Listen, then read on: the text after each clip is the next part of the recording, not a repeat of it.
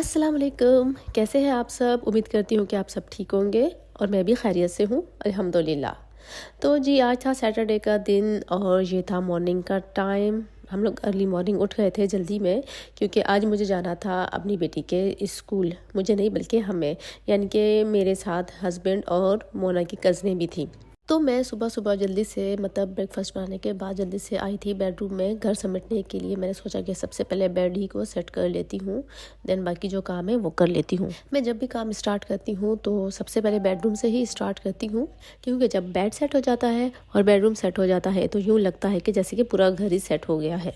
तो हमेशा मेरी कोशिश यही होती है कि मैं सबसे पहले जो है बेडरूम को सेट करूँ, ताकि कोई अचानक आ भी जाए तो आपकी एक चीज़ से है जो कि आपका फर्स्ट इम्प्रेशन वो होता है बेडरूम, तो वो आपका सेट होना चाहिए।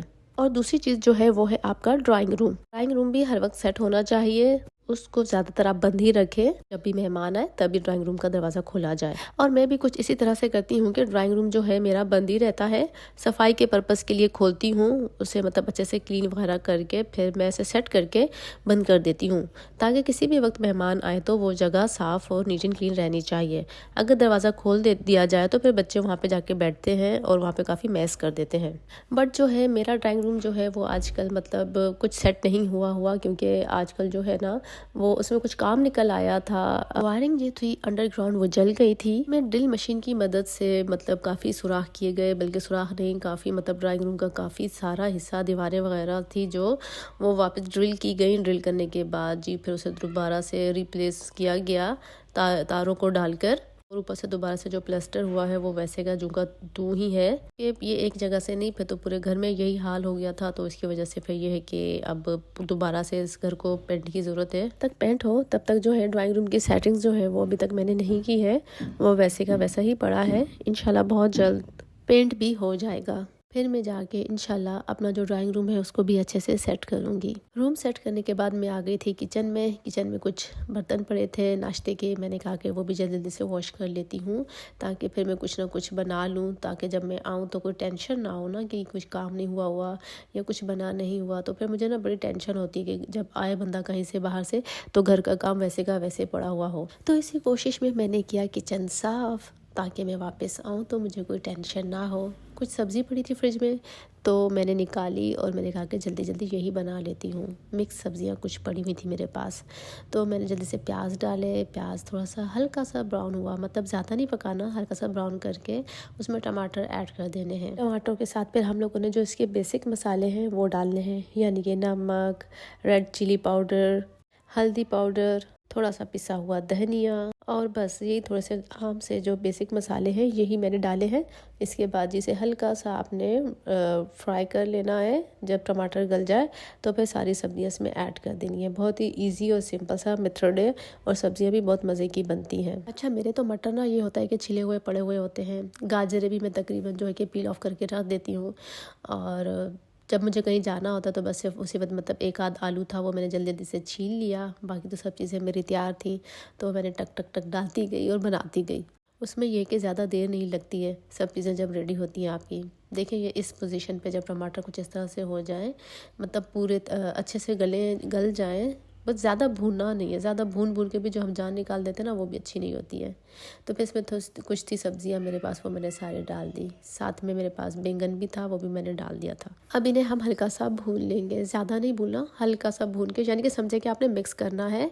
देन आपने फ्लेम को बिल्कुल हल्का करके इसे ढक देना है। ये मेरे मटर भी थे मेरे पास, वो भी मैंने ऐड कर दिए थे।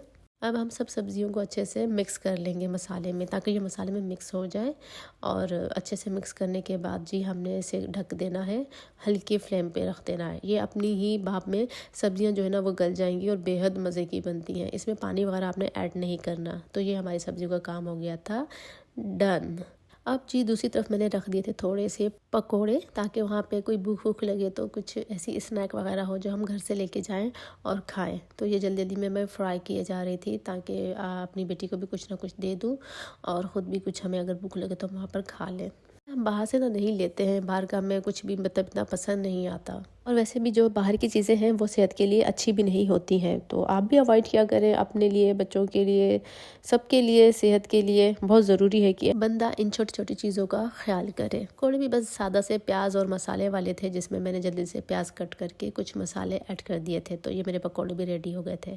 खैर, अब हम निकल पड़े थे जी स्पोर्ट कॉम्प्लेक्स की तरफ, जहाँ पे था ये आज इन बच्चों की एक्टिविटी एंड स्पोर्ट डे, जिसमें बच्चे होते हैं बेहद खुश। तो हम भी जा रहे थे, मेरी बेटी भी बहुत खुश थी, बहुत एक्साइटेड थी कि मैं मम्मा ये करूँगी, फर्स्ट आऊँगी, वैसा ऐसा। बस जी बहुत सारी एक्साइटमेंट थी। बच्चों के साथ साथ हमारा भी यही कुछ हाल था कि कौन सी पोजीशन आएगी, क्या होगा।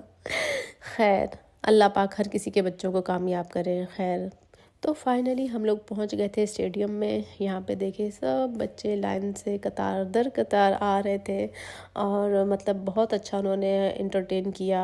मतलब कि पहले तो कौमी तराना हुआ, उसके बाद जो है बच्चों ने मुख्तलिफ शोज़ दिखाए। शुरू जो है वो तिलावत कुरान से शुरू किया गया, उसके बाद जो है बाकी सारे इवेंट्स वन बाय वन हुए।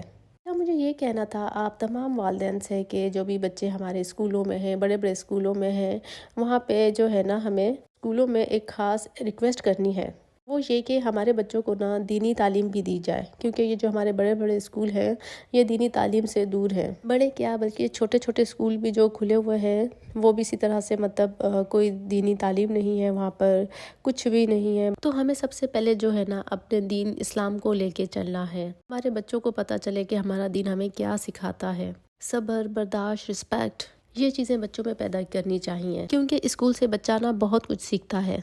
50% अगर वो घर से सीख रहा है तो 50% ही वो बाहर स्कूल से भी सीखता है। जो हमसे बच्चा सीखता है वो हमारे बोलने से नहीं सीखता, वो जो हम एक्ट कर रहे हैं वो वही सीखता है। हाल के तौर पे हम अपने बच्चे को कहते हैं कि नमाज पढ़ो नमाज पढ़ो, लेकिन हम खुद नमाज नहीं पढ़ते, तो आपका बच्चा भी कभी नमाज नहीं पढ़ेगा। आप चाहते हैं कि आपका बच्चा वाकई नमाज पढ़े, तो उसके लिए आपको पहले खुद ये काम करना होगा, खुद आपको नमाज पढ़नी होगी। के बाद आप अपने बच्चे को भी इस एक्ट में शामिल करें, यानी कि आप नमाज पढ़ें तो आप उसको भी कहें कि आ जाओ बेटा मेरे साथ नमाज पढ़ो। बच्चा तो पैदा ही सीखने के लिए हुआ है, और ये सीखने का जो प्रोसेस है ना, ये सारी ज़िंदगी नहीं ख़त्म होता, लेकिन जो बुनियाद है वो घर से और स्कूल से स्टार्ट होती है, और सारी ज़िंदगी इंसान उसी तर्ज पे चलता है जो उसने अपने घर से या स्कूल से सीखा होता है। अच्छा जी, लास्ट में बच्चों ने फिर से की थी ड्रम बीटिंग, परफॉर्म किया था कौमी तराना, और हम भी ज़ेर लब कह रहे थे कि या अल्लाह हमारे मुल्क को तरक्की दे, हमें कामयाब कर, हमारे बच्चों को कामयाब कर, जो मुश्किलें हैं हमारी मुश्किलें दूर फरमा मेरे रब, बेशक तू सब सुनता और जानता है। तो हमें हो गई थी काफ़ी देर, तो हम लोग बाहर आए खाना खाने के लिए। बहुत ज़ोर से भूख लग रही थी, तो नंदूस पर आए। नंदूस का सुना था कि खाना अच्छा है, तो फर्स्ट टाइम हम यहाँ पर भी ट्राई कर रहे थे कि देखें यहाँ का खाना कैसा है। कुछ ऑर्डर किया, जिसमें ये पहले चीज़ी फ्राइज़ थे, ये तो बहुत ही मज़े के थे, अच्छे लगे हमें। काफ़ी टाइम हो जाने की वजह से हमें भूख भी बहुत ज़्यादा लग रही थी, तो हमसे वेट ही नहीं हुआ जा रहा था। तो जितनी मतलब जल्दी में जो चीज़ आई वो यही था, फ्राइज़ जो थे वो हम लोगों ने जल्दी जल्दी से हम सब ने तकरीबन खाए थे। आज के दिन में हमें बहुत ही मज़ा आया, काफ़ी अच्छा दिन गुजरा, बच्चे भी बहुत खुश थे। मेरी बेटी भी फर्स्ट आई थी तो उसको भी मेडल मिला था, तो वो भी काफ़ी हैप्पी थी। मोना की कज़न भी बहुत खुश हो रही थी। अच्छा, मेडल जो है ना इसने रेसिंग में जीता था, रेसिंग में ये फर्स्ट आई थी। की भी और भी तरह के गेम थे, लेकिन इसने रेस में मतलब पार्टिसिपेशन किया था। यहाँ पर आ गया था हमारा खाना, खाना भी बहुत मज़े का था। हम लोगों ने अपना खाना एंजॉय किया। शायद भूख थी हमें इतनी ज़्यादा कि हमें खाना बहुत टेस्टी लग रहा था। होता है ना कि जब आपको ज़्यादा भूख होती है तो कुछ भी आ जाए, कुछ भी तो बहुत अच्छा लग रहा होता है कि बस दिल करता है कि जल्दी जल्दी से खा लें। खाना खाने के बाद हम लोगों ने ऑर्डर किया था चॉकलेट केक। ये मेरी बेटी को बेहद पसंद है, चॉकलेट फ्लेवर जो है ना उसको बहुत ही ज़्यादा अच्छा लगता है। ये चॉकलेट केक भी बेहद मज़े का था माशाल्लाह से। इस केक को खाकर मज़ा ही आ गया, बहुत ही टेस्टी केक था माशाल्लाह से। इतना मीठा खाती नहीं हूँ, लेकिन ये केक ऐसा था कि खुद ही अपनी तरफ खींच रहा था, तो काफ़ी सारा हम लोगों ने भी खाया माशाल्लाह से।